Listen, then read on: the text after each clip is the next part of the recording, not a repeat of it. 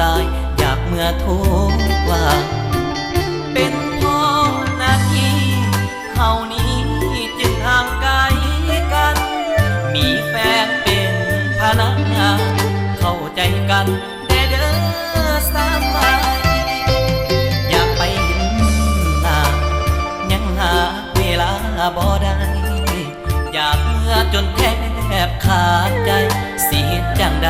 หน้าที่ของเฮาทางลาเพิ่นแต่แก้มแดงอย่าได้ง้อยเหงาอายมาก็เพื่อสองเฮาอย่าหูเบาเมื่อยามใกล้กันน้องอยู่บ้านอายมาทำงานต่างแคว้นขออย่าได้ลาแวงเดินกำแพงเรื่องของหัวใจโทรหาบ่ติดก็อย่าไปคิดยังหลายที่ทำงานอายห่างไกลสัญญาณขาดหายเรื่องธรรมดาขอโทษเด้อลาอายข้ายังมาบ่ได้บอกเคยยุ่งเกี่ยวสาวใดบอกกับใจอยู่